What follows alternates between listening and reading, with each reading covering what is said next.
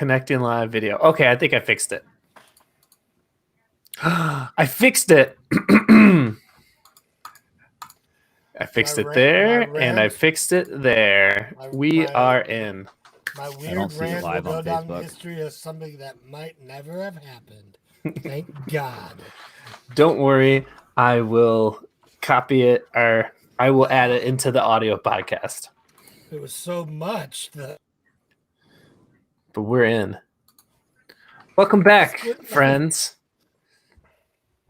Hi, that was Brad.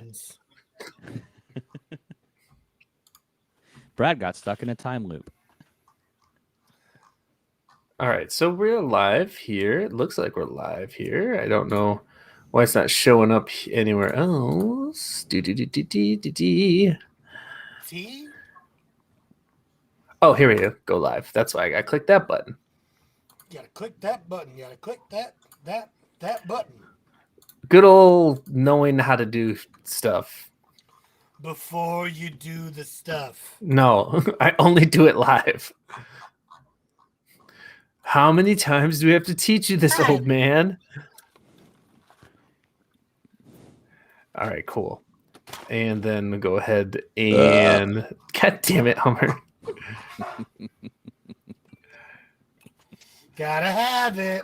Oh, hey, there we are. We're on Facebook. It's working.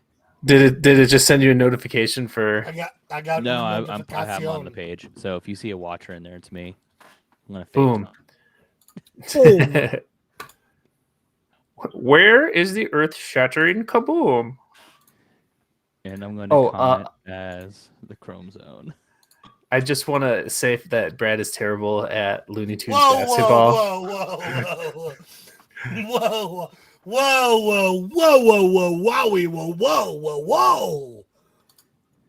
I lost Og.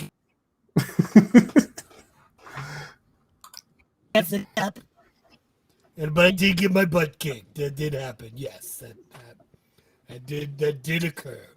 He was all talk. I'm just throwing that out there. I've always been all talk. That's fair. All right, so ignoring all the technical difficulties that Hummer may or may not have caused, and the ones that will occur very soon, and the amazing intro Brad gave us that I couldn't hear. Perfect. Diving right in. So America the Motion Picture. What is it? Netflix just released on 4th of July a animated movie, an animated comedy that it reminds me, it's in the style of Archer. It's created by the same people that made Archer, but also Phil Lord and Chris Miller are attached to it because they're producing. So they bring us such great things like Into the Spider-Verse and Cloudy with a Chance of Meatballs.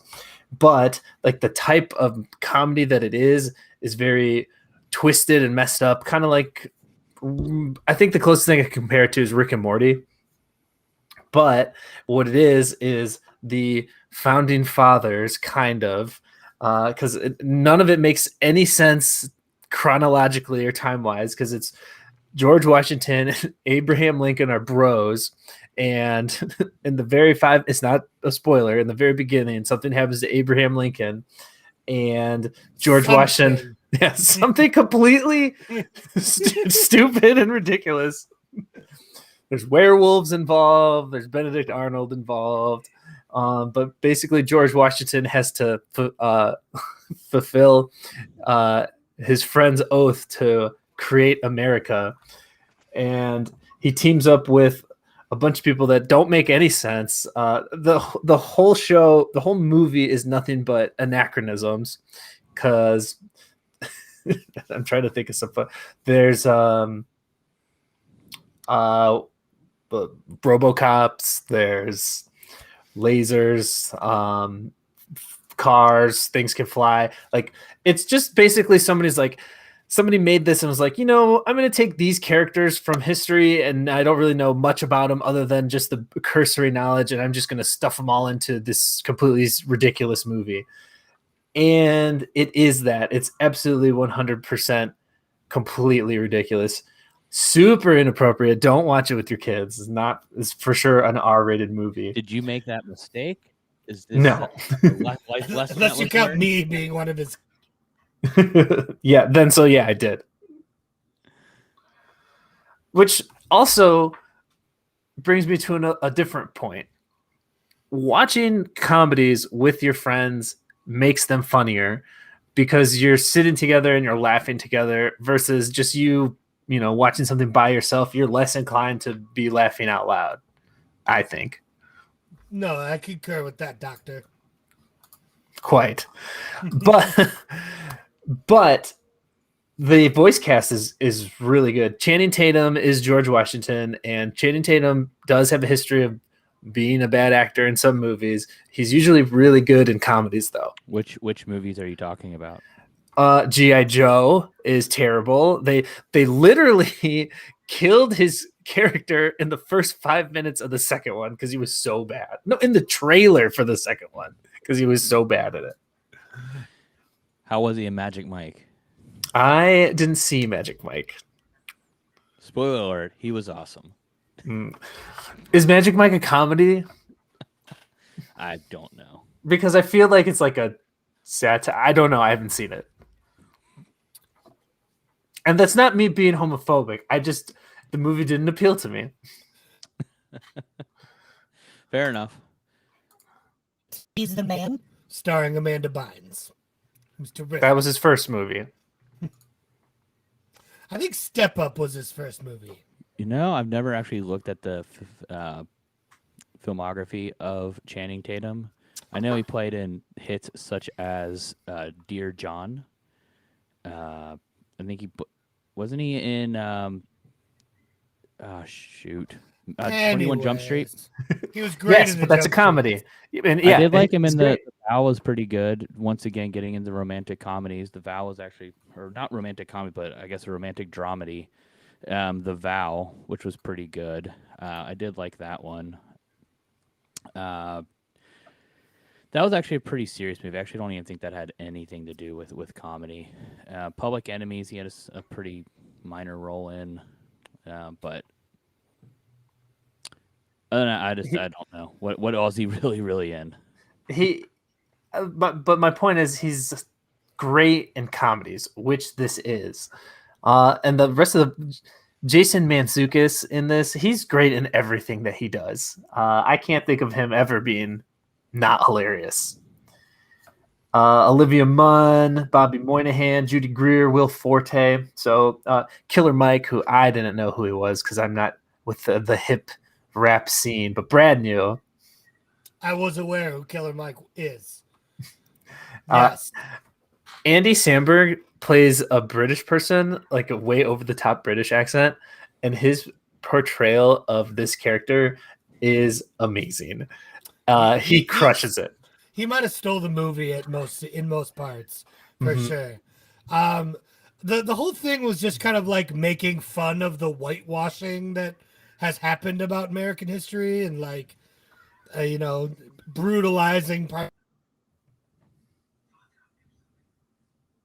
It was just over the top and showy and broy, and it was just ridiculous. Like, I don't think it was all that good, but it was like, I don't know, it was a good time waster. Yeah. I'd only give it a 2 on our scale of rating. I think it's funny. I think 4th of July was the perfect time to watch it. That's fair. I don't think it is particularly good. I think it's intentionally supposed to be stupid. Yeah. Like with Rick and Morty, it's usually like very clever writing, and you usually there's layers of jokes, and they're trying to say something with their jokes a lot of the time. This is just popcorn fun and it's stupid and funny. To me, you said it pulled Archer a lot. I felt it pulled Venture Brothers a lot. Like that same level of like over the top stupid humor, a little crude, but also still like wisely making fun of certain things that are not necessarily easy to make fun of unless you do it in the way they do it. which is like ridiculous. And like, but the characters trying to be serious in their moments, but us as the audience realizing how ridiculous it is. I think that's where a lot of the humor lies and really does well in, which was so Venture Brothers to me. That's what I got mostly. I guess it's been a minute since I've watched Venture Brothers, so it's hard for me to remember exactly, but I probably would give it a 3. I think it's like, if you don't like cartoons, you're not going to watch it, but anybody that's likes, I don't know, Family Guy, Simpsons, Rick and Morty, anything on Adult Swim, you're going to enjoy it. And it's definitely something you would want to watch like at a party with people. I think that would be way better. That was actually something that one of the like reviews I read that said that this could have been like 3 11-minute episodes on Adult Swim instead of an hour-and-a-half movie, and it would have done just the same. But it was a Netflix thing, so they're not going to do it the same way. Yeah, it has a let's see, a 5.7 on IMDb right now, but still hilarious. I think it's worth a watch through. Don't put it at the top of your list, but I'm gonna give it a 3 out of 5. Hummer, you would enjoy it. I mean, the cast alone, seeing the cast, I'm gonna check it out because I feel like there's a lot going on there that there has to be some entertaining moments of the movie. There are. Watch the trailer, and if you like the trailer, you're gonna like the movie. The trailer is literally George Washington pulling chainsaw swords out of his arms and using them to cut down the British. It's amazing. They even make a joke at some point that they spent so much on the CGI for the last fight scene that they had to cut everything else in the rest of the movie down pretty hard. Which is true. The last fight scene goes pretty hard. So definitely, I had a lot of really good moments. I don't think it's something I would recommend to a lot of people. It'd be, just Ding dong, it's America, motherfucker. You want to laugh at something stupid? This is right where you need to be. Yep, I'm gonna watch that. It looks like it's like the Avengers of America. Yeah, I think they were definitely leaning into that. There's a lot of Star Wars reference. Like at first it started with like really subtle Star Wars references, and then by the end it turned into like full blown Star Wars. I almost want to spoil the. Remember, I'm just gonna spoil it. When me and Brad are watching it. All right, I won't spoil it. Never mind. I won't do that to you, Hummer. I care about you too much. Appreciate that. Thanks for commenting that I suck at streaming on the stream. Appreciate that. Must be on a Mac. God damn it. Yeah, so definitely 3 out of 5. But Bradley, something you've been looking forward to for a while has just come out. So go ahead and let us know what you may or may not be still excited about. Yeah, so I mean, I think I told you guys in the last episode that July was kind of a month where there's a lot of. I know Sauce and I already have tickets for Black Widow tomorrow, so definitely excited to see that, boy. Then we talked about Ted Lasso coming out again with their new season at the end of the month. But something that came out on the 6th, which was this past Tuesday, was the second season of a show that I gave a 5. I think in one of my first episodes on the podcast was the show I Think You Should Leave by Tim Robinson. Season 2 out now. Is it worth your time? If you enjoyed season 1, it's still a 5. Like, it's so worth your time to continue to watch the content. It's still really good.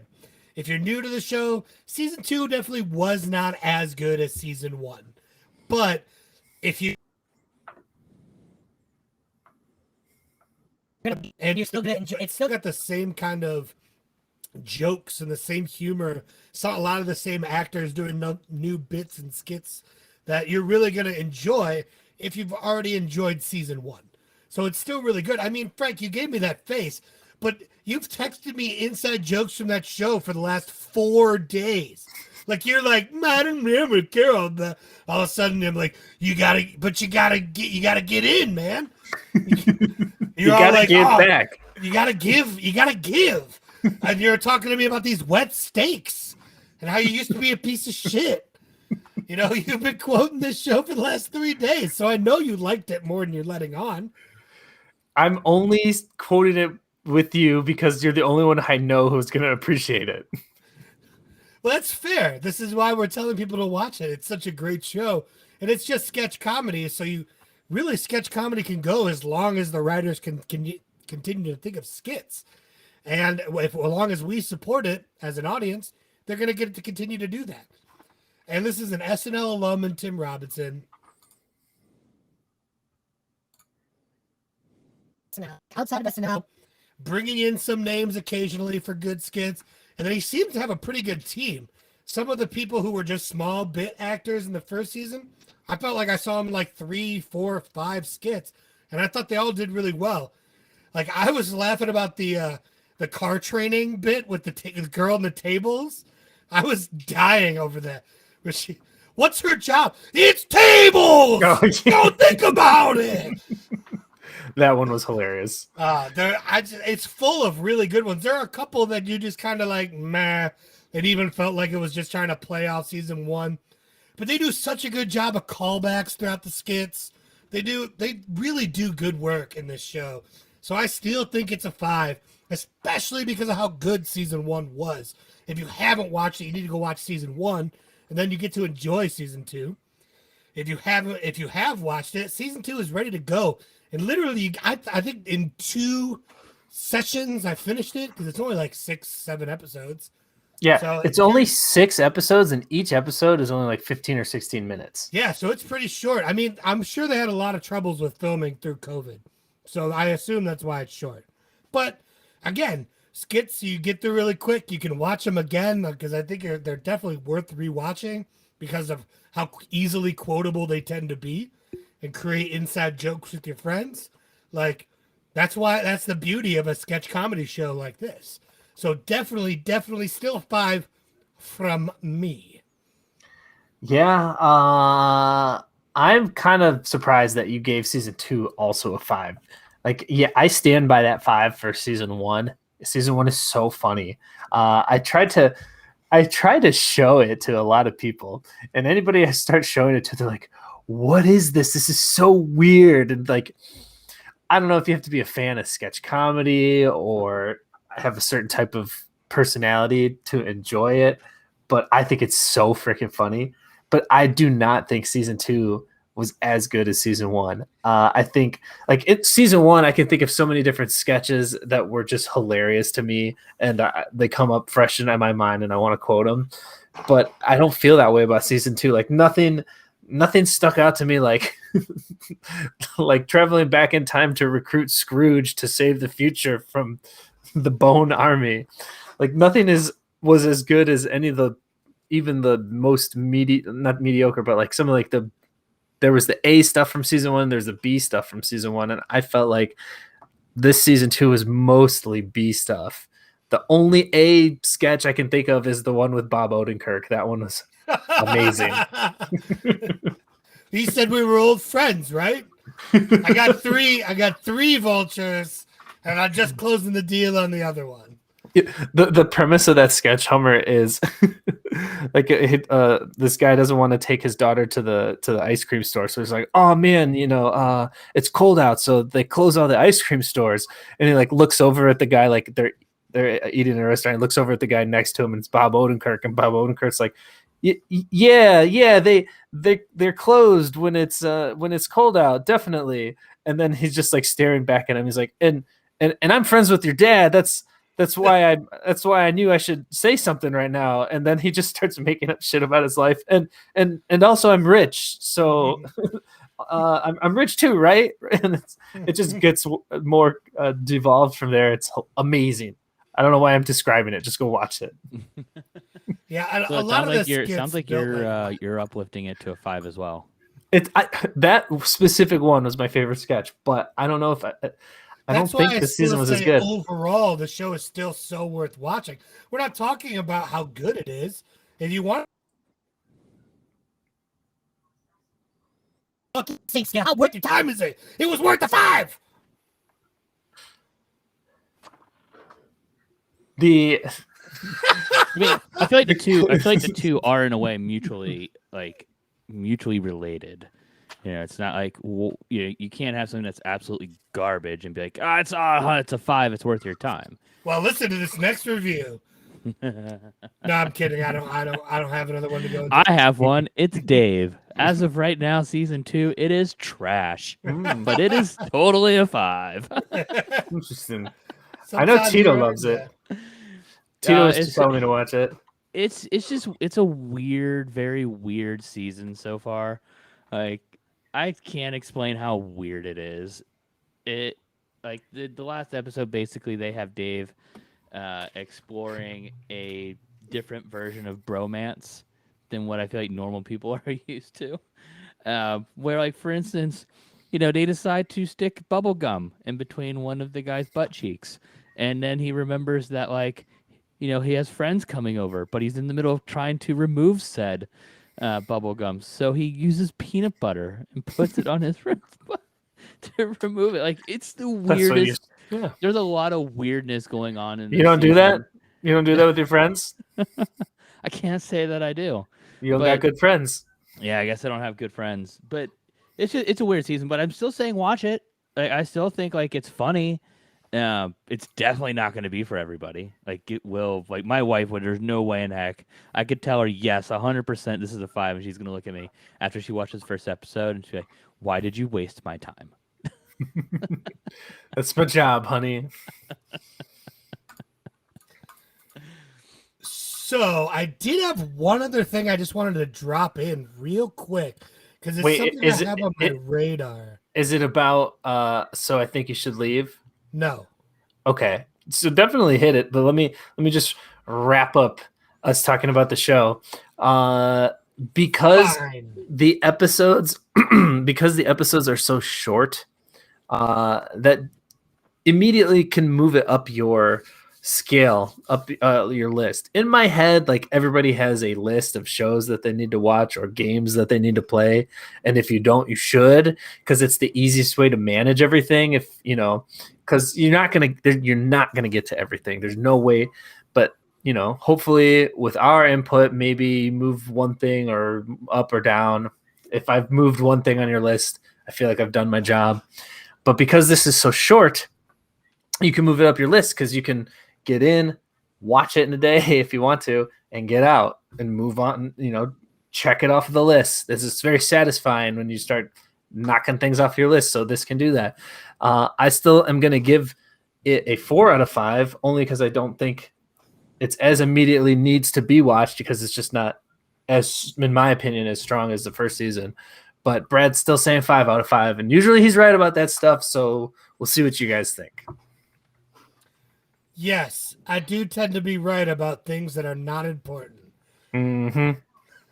Perfect. So I did want to put something else on everyone's radar, because I caught wind of this Vidget game a few days ago, and recently it was released to a few different streamers, and I believe it might even be up in Canada right now, but it is a brand new mobile called Marvel Future Revolution. This is a game you're going to play on your phone, your tablet.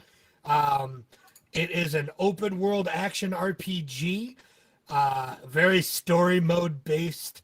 It does look like there'll probably be some in-app purchases and some collectibles, things like that, just like how all mobile games are going to have. But honestly, just from the footage I watched, I couldn't believe this game was made for a phone.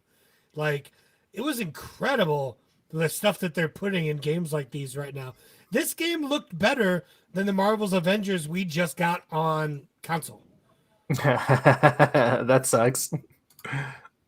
And maybe it didn't look like frame rate graphics as clean, but gameplay and customization and kind of overall fun looked a little better. The combat was, definitely a little bit more like, pushing a button to hit off combos and special abilities in the corner of your screen and a little bit limited movement inside of a gameplay area. But there was a nice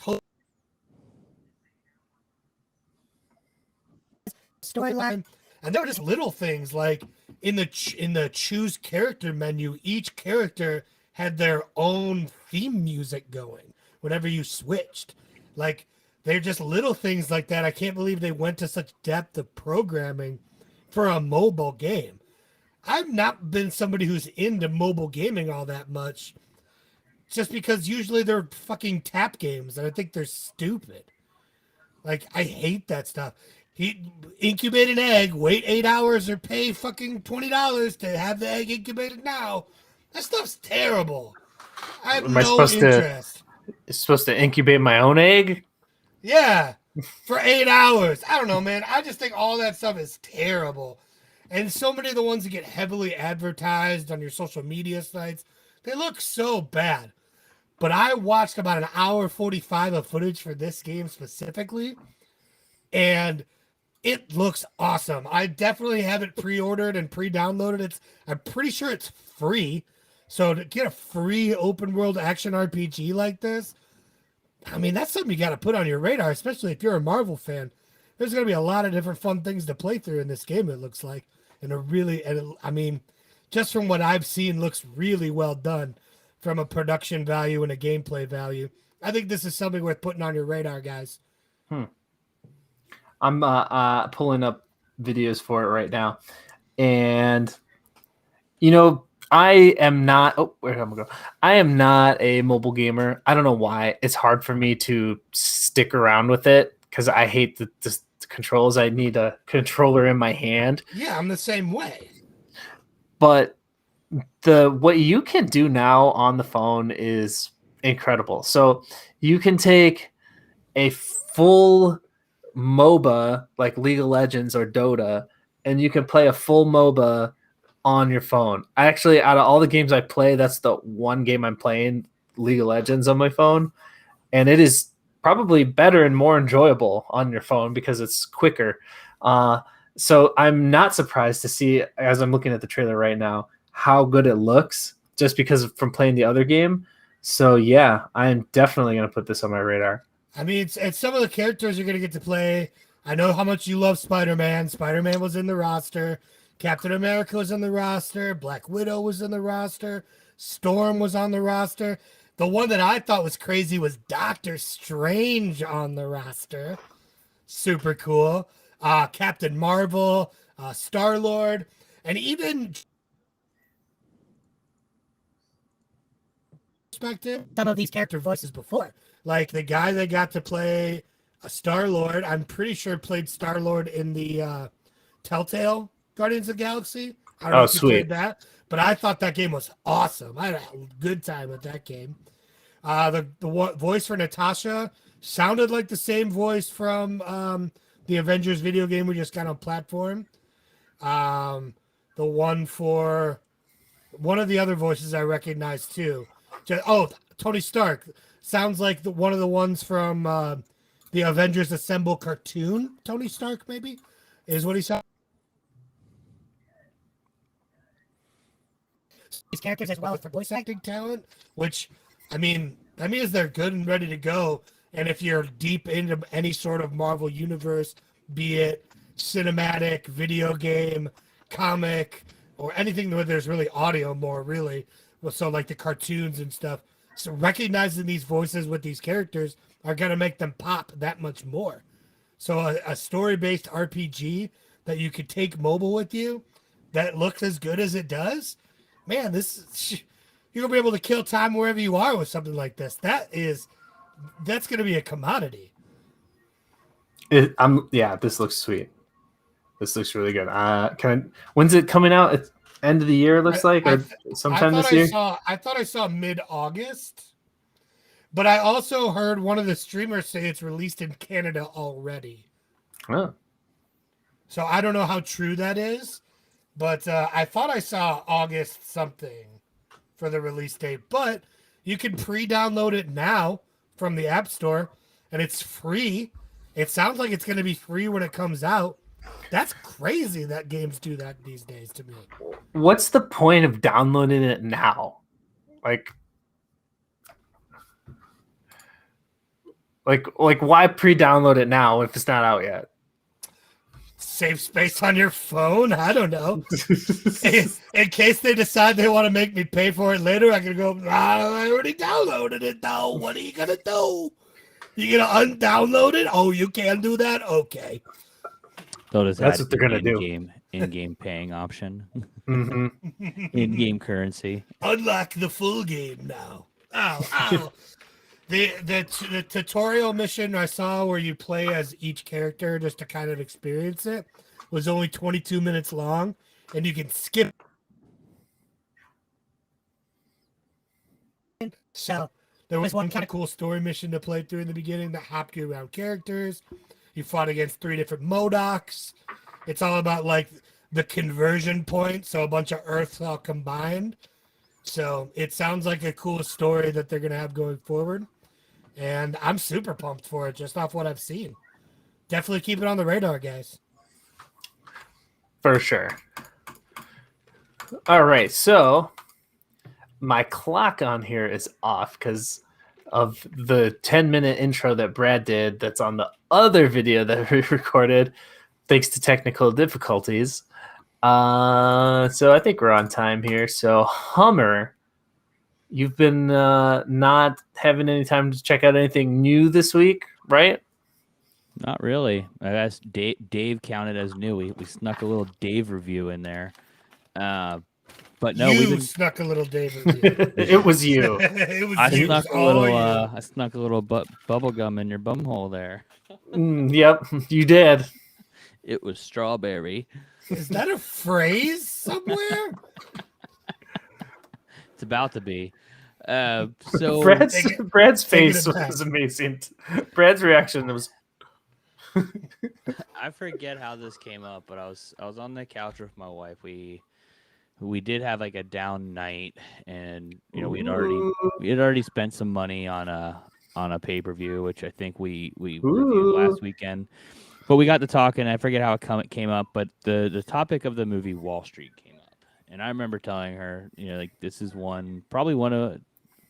It's a classic for me personally. I think it's a really good movie, a really good Oliver Stone movie, but it was one of those ones where, like, when I talked about the sequel, like the sequel in my mind is almost, not quite, but almost as good as the original.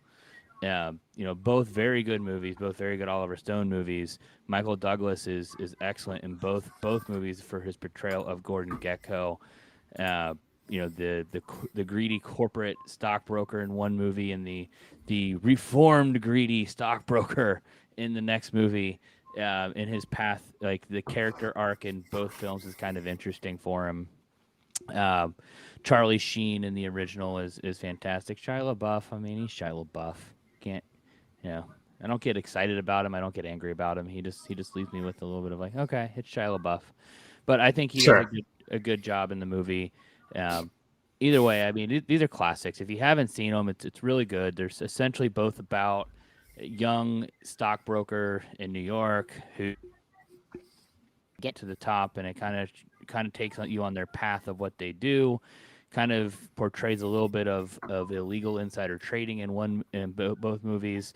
And the big difference between the two is the portrayal of, in one movie, the stockbroker is, I guess it's the same, really. They're both basically using illegality for good in the end, which is bullshit. Which is the whole concept of the movie is like that Wall Street is kind of bullshit, and everything that goes on with it.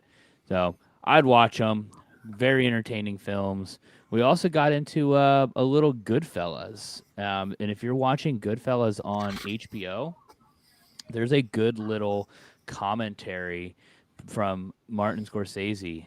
It's about 10, maybe 15 minutes long before the movie starts.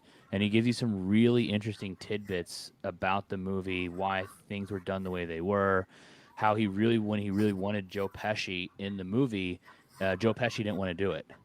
And one of like the kind of how they say they have those clauses that they put in a contract, like, I have to have my I have to have a 31-inch TV, not a 32. That must be the temperature set to 68.5, and I must have red jelly beans picked from my candy and placed into a separate bowl.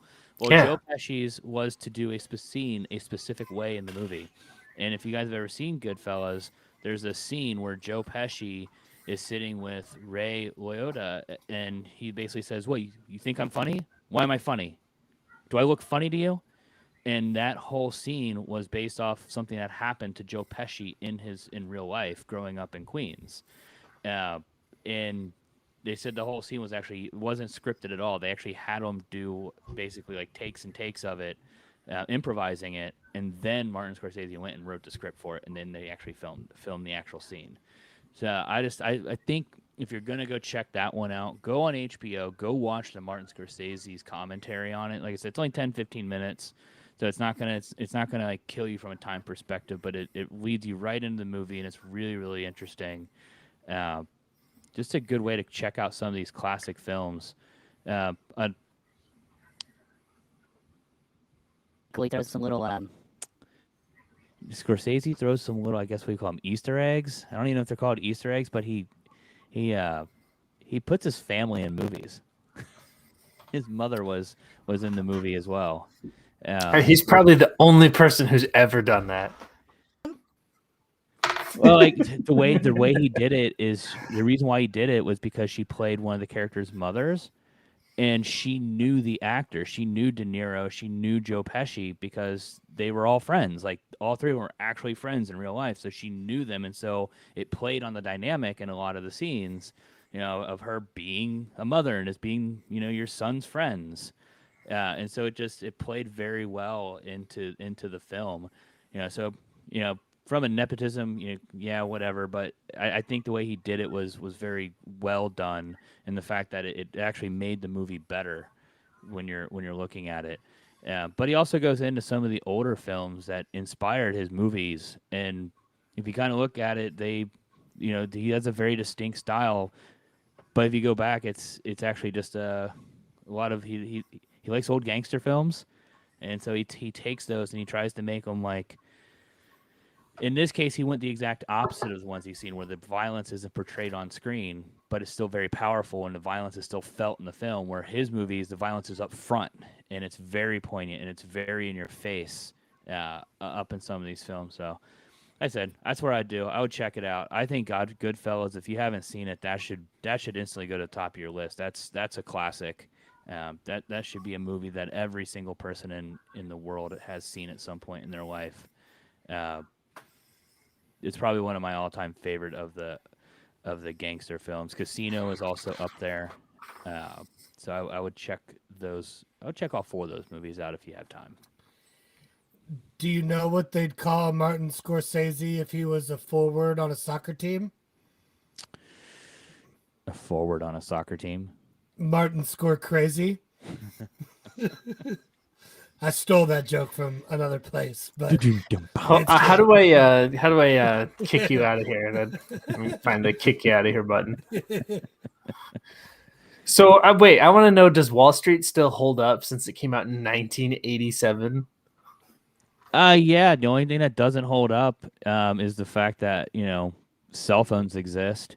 It's one of those kind of movies where I always laugh when I watch these new movies that have like iPhones in them, and like it's dating yourself simply by having the iPhone in it, because you like, oh look, he's using an iPhone 4, he's using a Motorola brick phone, but they actually tackle that very early on in the second movie when Gordon Gekko's getting out of jail. Sorry if I'm ruining it here. He goes to collect his items, and one of his items is the big brick cell phone that obviously no longer works and will never work again. I think it holds up very well. Some of the concepts, even from like a Wall Street perspective, like it's nothing new. Corporate rating is nothing new, where you essentially the value of a company is worth more. Its individual parts is worth more than the company as a whole. So you buy it with the intention of actually breaking it up and destroying it. So I think the movie holds up very, very well. Interesting, because I've never seen Wall Wall Street. Yeah, just replace every time he's holding a cell phone, replace it with an iPhone, and in your mind, and it would be just probably the same as today. That makes me wonder, like, if we could make a list of like movies that like the problem would be solved if they had a cell phone. Like 127 hours. Well, maybe he's out in the middle of nowhere and his cell phone doesn't work. That's not what I mean. But couldn't he not reach it too? Like, was he stuck? He could have just said, "Hey Siri, call ambulance." Movie over. And Siri would have been like, "Did you say call ambulance, you little bitch?" My Siri is extra mean to me. Here's a funny here's a list of one. The first one, the Parent Trap, would have been solved in 15 minutes with cell phones. It also would have been solved with arson. Parents dead. Yeah, that's a different list. Movies that are solved with arson. 16 Candles. There's always money in the banana stand. Home Alone. Yes, Home Alone would have been solved if the sticky bandit, no, they're the wet bandits then, had a phone, and they could have called the cops and said, this kid's trying to kill me. No, if they would have burned the house down. Oh yeah, arson. That actually, I just thought of something when Brad said his Siri's really mean to him. This is so funny. I just saw this. Actually, this is terrible for radio. But anyway, I saw a TikTok of a guy asking Siri, like, "Hey Siri, I just failed my exams. Can you tell me a joke to make me feel better?" And Siri's like, "What's the difference between you?" Oh, I overslept. It's listening. It's listening. Oh no! But as Siri says, "What's the difference between you and your grandma? Your grandma passed." So Rough. savage. That's rough, buddy. You That's hate to see it. And that's Brad Siri. Cool. All right. Except so mine would say it with an Australian accent. not going to say anything about that, Hummer. The Australian accent. What if Joe Pesci had an Australian accent? Let's hear it. I don't even. I can't even comprehend. From you from South Africa. You know what prunes are, Mark. Prunes are like this. They're not like this, Mark. What is booty, Mark? Mark, do you know what is booty? The lack of Thor not having an Australian accent in the Marvel video games is like the only reason I'm getting into it, because like I'm like, Thor's Australian. He's from Asgard, but he's Australian. But Thor doesn't have an Australian accent in the movies. He has a British accent. It's more Australian. And he's also Norwegian, so why does he have a British accent? Because he's, that's what I'm saying. Like, it's ruined for me.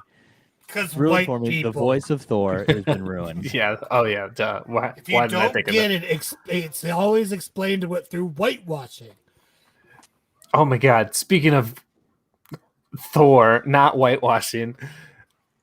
Have you guys all watched the latest episode of Loki? Of course. Yes. The fact that they introduce Throg, which is Frog Thor, is like, it made me so happy. Like, I can't believe they went there. They did it. It's amazing. It's so awesome that they did that. And how good was Richard E. Grant in that episode? Oh He was yeah, so he good. crushed it. He was in amazing. one episode. And man, the relationship between Mobius and Loki crushed Captain Falcon and when Bucky Barnes' relationship in their movie. Like, they, in 4 or 5 episodes, created more of a relationship and a better and stronger buddy cop vibe than Sam and Bucky did. And I thought it was crazy how awesome that relationship has been. I think they did a good job with Falcon and Bucky. I'm not saying they didn't, but Owen Wilson and Tom Hiddleston was that connected that much faster, and like they just have each other's beats down. Like you felt it really early. I think it's just because Owen Wilson has chemistry with just about everyone. Yeah, I think a lot of that is Owen Wilson. And Tom Hiddleston's like leagues above Anthony Mackie and Sebastian Stan when it comes to acting. So yeah, that makes sense. Yeah, and in with Owen Wilson too, like his style is his style. You know what I mean? It's not like it's not like he changes so vastly different from movie to movie and how he acts. So with how good the cast is with Loki being able to act into, I guess you could say, into Owen Wilson is and probably a Sophia lot has easier. been so good. Mhm. Sophia Di Martina, what's her last name? Yep, Sophia Di Martino? something.